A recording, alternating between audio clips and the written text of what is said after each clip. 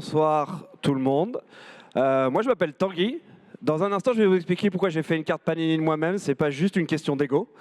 Je suis cofondateur du Ticket. Le Ticket c'est le média des équipes produits. Et aujourd'hui j'ai la chance, le plaisir, l'honneur d'accueillir Lucas Cerdan qui a la version qui brille de la carte. Lucas, je t'en prie, viens avec nous. Je vais vous raconter Lucas vu par Tanguy. C'est pas exhaustif, je ne sais pas si ses parents le reconnaîtraient, mais je vais vous raconter comment moi je le perçois. Lucas, je l'ai rencontré pour la première fois en 2017. Il était alors premier PM d'Algolia. Je ne sais pas si vous connaissez Algolia, c'est une petite boîte qui s'est pas mal développée et qui notamment permet d'installer un moteur de recherche sur un site sans avoir besoin d'avoir une équipe de search en interne. Je vous parlerai de mes traumatismes un jour si vous voulez. Plus tard, je l'ai re-rencontré parce que Lucas, en plus d'être PM, un contributeur individuel exceptionnel, il aime beaucoup partager. Vous verrez très vite pourquoi je vous dis ça. Et il fait partie, je suis sûr que beaucoup d'entre vous ne le savent même pas, de cette conférence qui s'appelle la ProduConf, et il l'a co-créée. J'ai vu avec les organisateurs avant, il n'y a aucun problème avec le fait qu'on en parle. Et Lucas, c'est un contributeur individuel. Alors, il a bossé dans des entreprises comme Databricks, Datadog. Vous voyez venir le nerd tendance américaine B2B. Et depuis quelques temps, il travaille chez Samsara. Alors, Samsara, je ne connaissais pas, pour être honnête avec vous, jusqu'à préparer ce talk. C'est une boîte, ils sont en bourse, à New York, 19 milliards de valo, 5000 salariés. Donc, a priori, ce n'est pas une petite boîte. Et donc, vous voyez que c'est quelqu'un qui a un vrai truc avec les boîtes de B2B. Et c'est pour ça que je vous disais que je vous le raconte du point de vue de Tanguy. C'est l'abonné numéro 2 du ticket premium, ce qui me permet de placer le fait qu'il existe une version premium du ticket au cas où.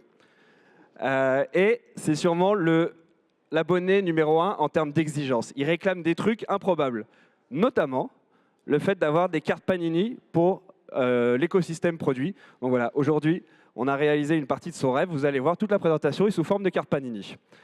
Et quand je vous dis un des plus exigeants, c'est parce que de temps en temps, il nous envoie des petits mails comme ça.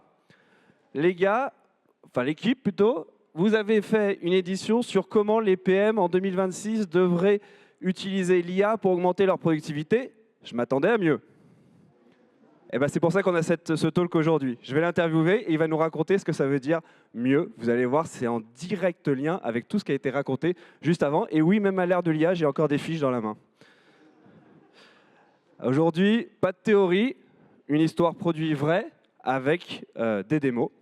Et j'espère pas trop d'effets démos. Lucas, est-ce que tu peux commencer par nous raconter l'histoire, s'il te plaît, dont on va parler aujourd'hui, et nous dire quel est le point de départ de cette histoire en février 2026. Déjà, merci. C'est mon fils. Il est né il y a 10 mois et j'ai eu la chance de prendre un congé paternité de décembre à janvier, pile quand des choses ont commencé à sortir, des skills, des améliorations. Et mine de rien, ça s'est quand même accéléré cette année. Et quand je suis revenu en février dans une boîte assez grosse, qui bouge très vite, c'était le début de notre quarter, avec quand même beaucoup de dettes, qui arrivaient beaucoup de choses à rattraper. Et j'ai senti cette vague et je savais qu'il fallait que je fasse quelque chose pour rattraper tout ce retard et toute cette complexité. Sans parler du fait que pendant 2 mois, ton équipe avait continué à dépiler tout ce que tu avais construit. Ouais. Tu es arrivé et tu avais juste plus d'avance sur le backlog. Bah ouais, je pensais que j'étais grave en avance, que je leur avais fourni une roadmap longue vision. Et puis j'arrive et ils font « et on fait quoi ?» Et là, tu te dis, je vais créer un personal OS. Ouais, j'ai vu cette notion de personal OS, donc c'est une très bonne transition avec le talk avant qui était dans cette salle. Pour notre part, on travaille sur Cursor plus que sur Claude Code, mais c'est le même concept. Ça veut dire tout mon contexte, tous mes projets, toutes mes pensées. Mon assistant s'appelle un Chief of Staff, un Second Brain, c'est le nom que vous voulez. Mais c'était vraiment l'étape au-dessus. Je travaillais avant beaucoup dans ChatGPT, avec des custom GPT, mais à chaque fois, mon contexte se perdait d'un outil à un autre. Je ne pouvais pas automatiser. Donc c'était sympa pour faire de la rédaction, pour faire un peu de brainstorming avec quelqu'un, mais ça ne m'aidait pas dans mon quotidien ou à passer à l'étape au-dessus. Et du coup, tu te dis, je vais construire mon personal OS. Comment tu définis les skills sur lesquels tu commences par bosser? En fait, ça a été très bien expliqué aussi juste avant. Et ce que je cherche à dire, c'est comment c'est simple. Et j'avais un peu 3 modèles mentaux. Le premier, c'était Si j'avais un temps infini, je le passerais où? Quelles sont les tâches aujourd'hui où si j'avais un temps infini, ça aurait du sens, mais aujourd'hui, ça on n'a pas. Si je vais passer aujourd'hui une journée à lire un Slack, c'est pas intéressant. Si je vais passer une journée à chercher du feedback client dans les calls de mes sales, ça n'a pas de sens. Donc des idées comme ça. Le deuxième, c'était surtout où est-ce que je suis très mauvais? Je sais que je suis très mauvais sur certaines choses. Est-ce que je peux faire autrement? Est-ce que l'IA peut le faire pour moi? Et la troisième, c'était surtout ce contexte un peu perdu entre outils que je cherchais à améliorer pour aller plus vite. Du coup, de manière assez surprenante, et je pense que là, tout le monde va tomber par terre, le premier truc que tu fais, c'est une skill pour gérer ta to-do. Tu peux nous en parler rapidement parce qu'on va rentrer plus en détail après. J'ai ouvert Cursor, j'ai créé mon profil, tout ce qu'on a dit avant, et je me suis dit, tiens, je vais commencer à regarder qu'est-ce qu'un skill, qu'est-ce que je peux faire. Aujourd'hui, ma to-do, elle est surtout dans ma tête. Est-ce qu'un IA peut commencer à extraire ce qui est dit en meeting, et ça va s'ajouter dans Obsidian, à gérer mon backlog? Tiens, ça pourrait être sympa. Et en fait, ça, c'est pas très impressionnant, mais en fait, c'est un moyen de commencer. C'est un moyen de commencer à voir comment créer des skills, comment les choses fonctionnent. Et extraire avec, on parlait de MCP, d'Obsidian, voilà, les outils, juste une mise en place. Et tu nous disais qu'un des autres fils que tu prenais, c'est dans quoi je suis mauvais. Je crois que le premier truc que tu as fait, c'est aller regarder tes anciens 360, les trucs dans lesquels les gens te disaient que tu étais mauvais. En fait, j'ai un copain qui montait une startup qui voulait faire à destination des PM et qui ne savait pas par où aborder l'histoire. Et je lui ai fait, bah, écoute, moi, ce qui m'intéresserait, c'est que tu ailles parler à tous les managers et tu vas demander aux gens, concrètement, à chaque fois que vous avez une review, dans quoi vous êtes mauvais, comment est-ce qu'on pourrait s'améliorer. Et après, je me suis dit, tiens, ça pourrait être intéressant, dans quoi est-ce que moi, je suis vraiment nul et comment est-ce que l'IA pourrait m'aider. Donc, c'est comme ça que j'ai commencé aussi. Et ça, c'est la deuxième skill qu'on va démo juste après. Pour info, enfin pour l'anecdote, j'étais hier avec Lucas et on parlait de tous les gens qu'on connaissait dans l'écosystème. Il n'a pas réussi à me reciter un seul nom. Donc, quand il vous dit qu'il est mauvais dans le fait de se rappeler des stakeholders, hop, je vais vous montrer la démo et je te propose de la commenter en temps réel, Lucas. Alors déjà, on était avec plusieurs speakers et tous les speakers ont avoué qu'ils avaient le même défaut que moi, donc je tiens à dire que je ne suis pas le seul dans cette salle. Mais l'idée, c'est que je travaille dans une boîte de 5000 personnes. Ça veut dire que le nombre de sales, le nombre de CSM, le nombre de choses qui sont discutées dans des meetings, dans un email, dans un Slack, je ne me souviens plus. Des fois, je me souviens qu'on m'a dit « Ah, ça serait bien si tu avais X, mais on n'a pas forcément de source de vérité, c'est peut-être pas assez important pour traquer. » Mais pourtant, je me suis dit « Tiens, comment est-ce que tous les gens avec qui j'interagis, je peux commencer à les noter dans mon contexte personnel, dans mon deuxième cerveau. Moi, je sais que je ne vais pas m'en souvenir. Est-ce que lui, il peut s'en souvenir pour moi? Et donc là, si tu peux regarder, c'est un exemple très simple, mais tous mes MCP sont connectés. Il y a Dan et Brian. Sur une boîte de 5000 personnes, il y en a 20. Mais il va aller chercher mes Slack. Je n'ai même pas besoin, a priori, de mettre le /stakeholder parce qu'il sait ce que je veux faire. Et ce que vous voyez, c'est que Glean Search, donc il va chercher sur Workday qui sont ces gens, quels sont ces titres, quelles sont les interactions que j'ai avec eux. Il va aller chercher sur Slack pour savoir qui Dan et Brian, à qui j'ai parlé sur Slack récemment. Et vous voyez que c'est Dan Frank, Brian Lawrence. Parfait. Et en fait, ça, je l'ai lancé une fois. Je ne regarde même plus en fait cette chose-là. J'ai un fichier stakeholder.md. Il va me le mettre à jour, il sait dans quel contexte j'étais en train de parler, de quel projet j'étais en train de parler.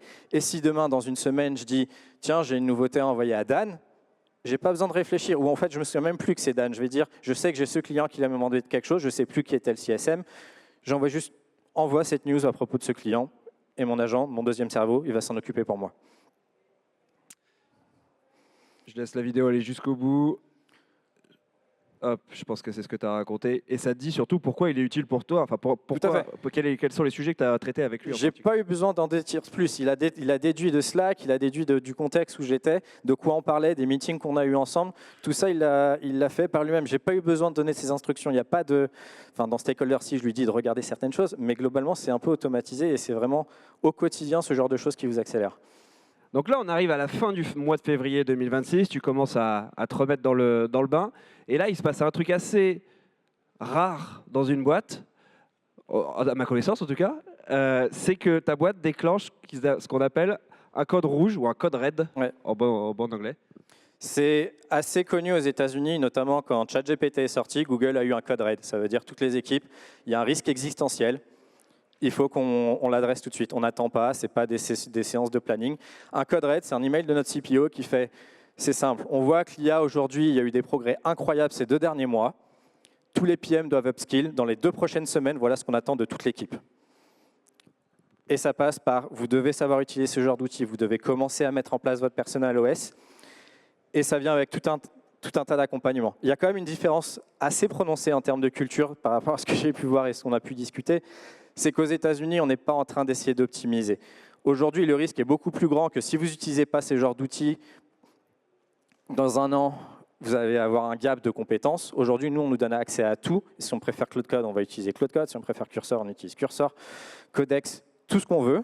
Ils nous ont enlevé toutes les barrières. Ils nous ont mis en place des équipes BizOps qui nous ont donné accès à tous les MCP, tout ce qu'il nous fallait.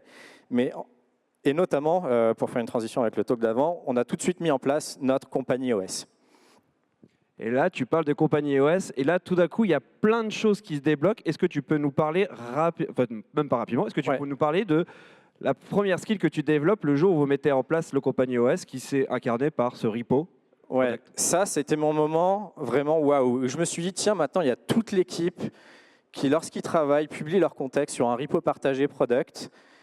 Et on est dans une boîte de 5000 personnes, 700 personnes en R&D. Je suis dans une équipe plateforme, donc généralement, j'ai une partie de mon métier qui consiste à aider à fournir des composants à d'autres équipes.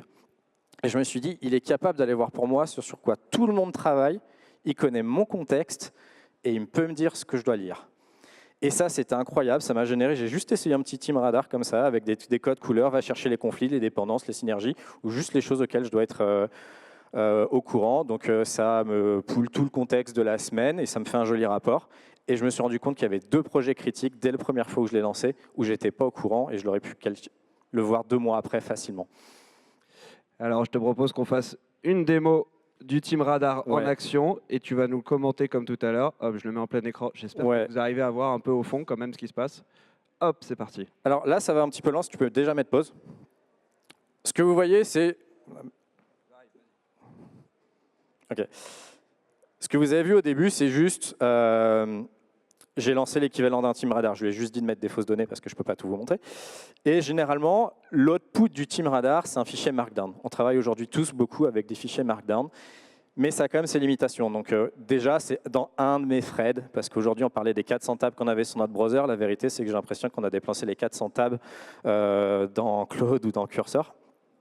Mais c'est la forme d'un Team Radar. C'est un fichier qui vient s'ajouter à mon file system, qui contient mon rapport, qui est un Markdown avec des petits codes couleurs. Mais c'est juste un fichier, si tu peux continuer.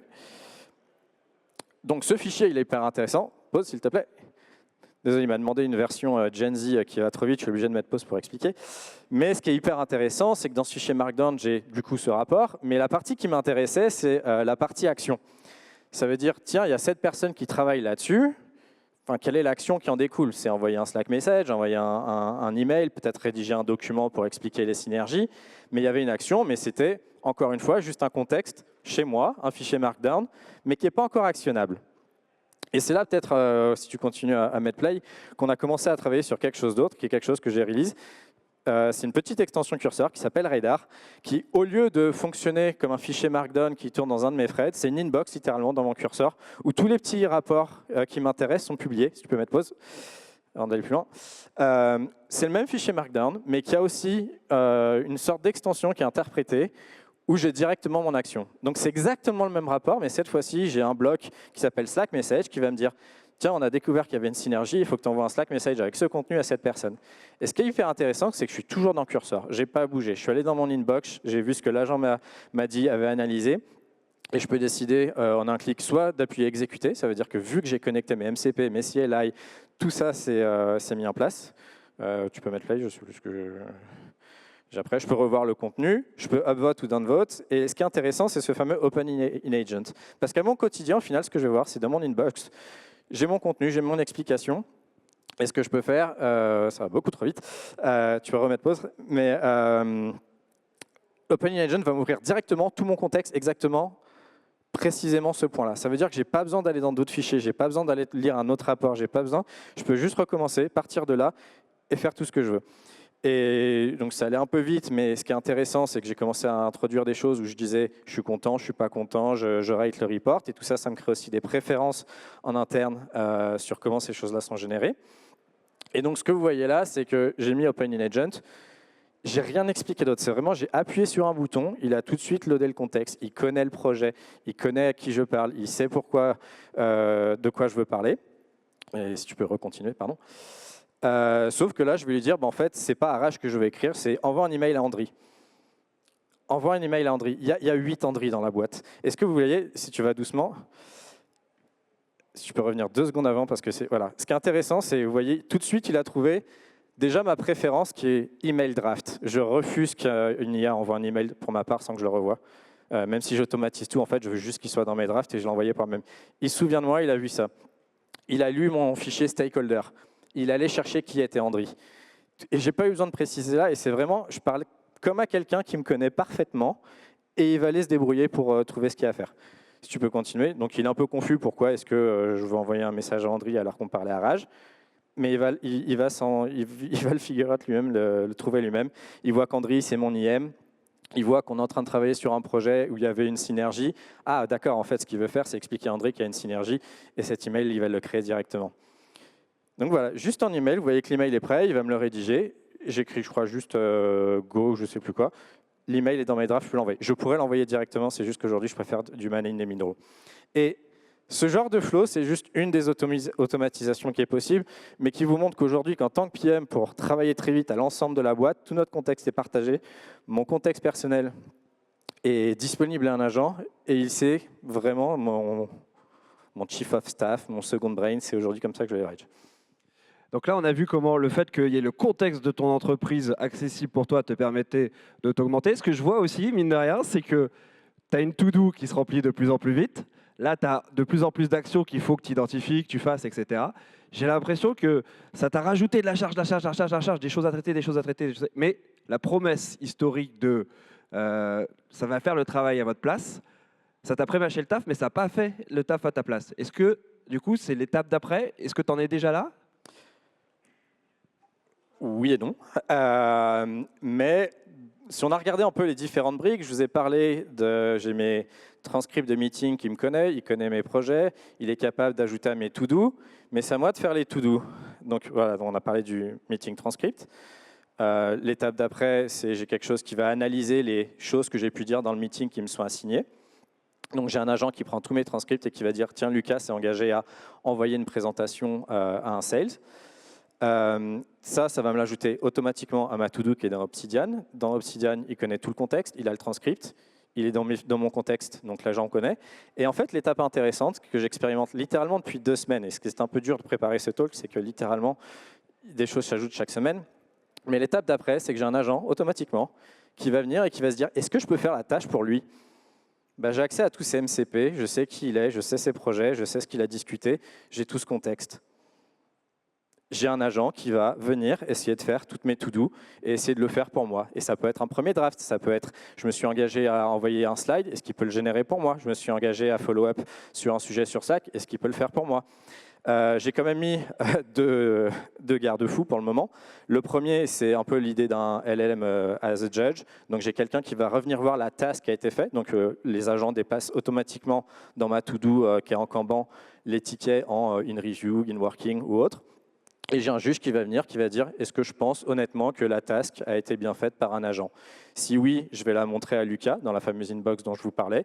Sinon, elle repart en to-do, je la mets en manuel et c'est Lucas, quand il va voir sa to-do, qui va l'effectuer. Et ça, c'est moi. Au final, si vous regardez, j'ai littéralement des exemples de la semaine dernière où je suis dans un call, je dois essayer de vendre un nouveau produit à un sales. Il a un prospect, il me dit j'ai une réunion dans 1h30. C'est un use case qui n'est pas couvert, est-ce que tu peux m'envoyer des slides pour qu'on le pitch? Et j'avais un meeting après d'1 heure. Il y a 2 semaines, j'aurais été incapable. Dans le meeting, j'ai juste dit, je t'envoie des slides. Le transcript est arrivé sur mon ordinateur, a été interprété, venu dans ma to-do. Un agent a compris le contexte, connaissait mon projet, connaissait les verticaux, a été capable ensuite d'aller chercher les gong calls où on a tous les autres calls avec ce client pour savoir qu'est-ce qu'avait exprimé le client, et était capable d'aller chercher dans Salesforce pour avoir toutes les informations sur ce client, et avait accès à des skills qui généraient les slides automatiquement avec le branding de notre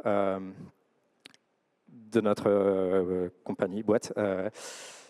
Et ça, c'est ce que j'ai fait jeudi dernier. Et en 1 heure, j'ai juste reçu dans mon inbox, les slides sont prêts.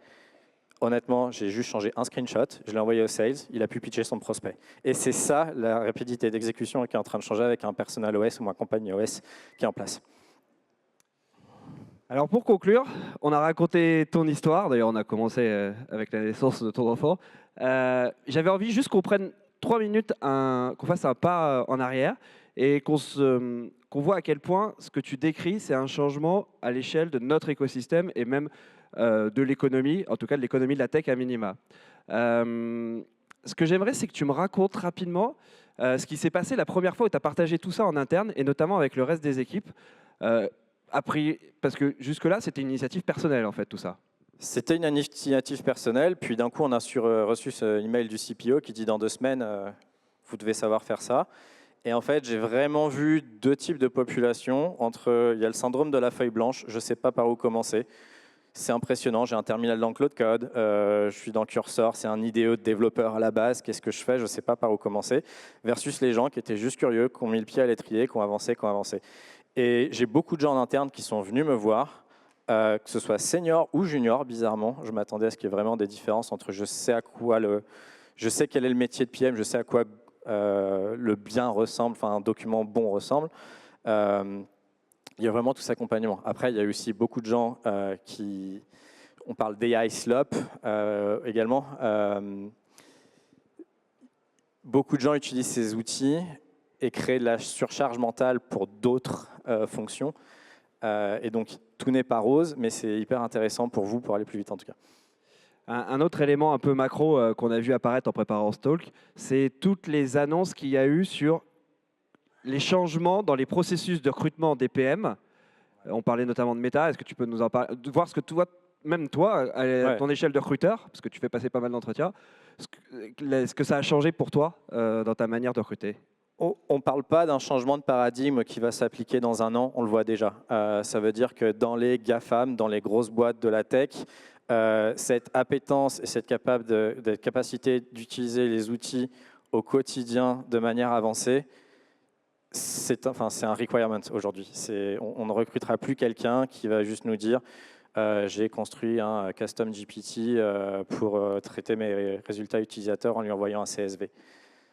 C'est trop 2025 déjà, et malheureusement c'est la réalité. Meta a déjà changé leur processus de recrutement, Google a changé leur processus de recrutement. Ils ont des sections qui étaient généralement la compréhension d'algorithmes.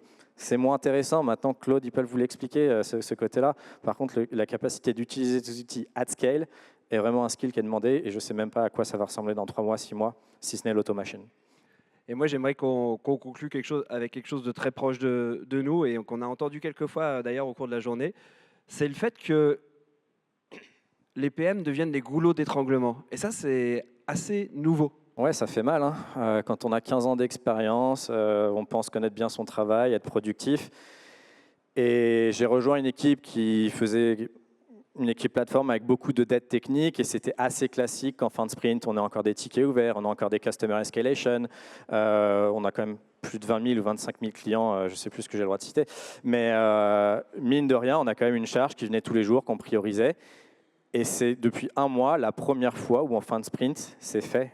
Et pour moi, c'est bizarre. Je ne sais pas pour vous à quel point vous êtes surchargé ou pas, mais c'est vraiment un changement de paradigme où si vous n'augmentez pas votre productivité personnelle en tant que PM, vous allez devenir un goulet d'étranglement. Et d'ailleurs, tu as un cas très récent il y a quelques jours où ton scope a changé, ou plus exactement, ton scope a été élargi, et tu t'es dit, sans tout ça, je disparaissais. C'est le revers de la médaille de montrer que vous êtes capable d'être plus productif et que vos projets avancent, et que vos patrons ils vous disent tiens, tu peux faire plus alors. Et donc on m'a donné un nouveau scope, et pareil, il y aurait encore 2 mois, je ne saurais pas par où prendre le problème. On a créé un prototype qui est vendu à un client, ça va être déployé, on a une tech, on ne sait pas si elle marche bien ou pas bien, tiens, débrouille-toi. Et en fait, aujourd'hui, je suis beaucoup plus en confiance parce que avec tous ces outils de contexte, je suis capable d'aller voir la code base, je suis capable d'avoir les gong calls, je suis capable d'aller voir la data. Et en fait, tout ce plan-là, c'est pas moi qui l'ai créé. J'ai littéralement pris le transcript où j'étais avec le VP qui m'a donné mon nouveau scope, et je lui ai fait, voilà le contexte que j'ai, aide-moi, c'est quoi mes 3 prochains mois sur ce sujet-là? Et ensuite, on a débattu, on a mis les choses en place, il allait chercher les informations, il m'a créé ma to-do list, il allait me créer mes événements calendriers avec les bonnes personnes, avec un intitulé pour dire de quoi on allait parler, il m'a préparé mes meeting briefs. Aujourd'hui, j'entame la semaine, c'est même pas moi, enfin évidemment on a discuté, j'ai peaufiné certaines choses, mais c'est vraiment quelqu'un qui va venir vous automatiser ça. Et ça, personnellement, en tant qu'IC, j'ai jamais eu personne à qui donner mes tâches. C'est généralement plus en tant que manager, vous allez pouvoir confier des tâches à des humains qui vont le faire pour vous. Mais aujourd'hui, c'est le rôle de l'IC. Vous pouvez augmenter via l'AI ce que vous faites. Merci beaucoup, Lucas. J'imagine qu'on a des questions.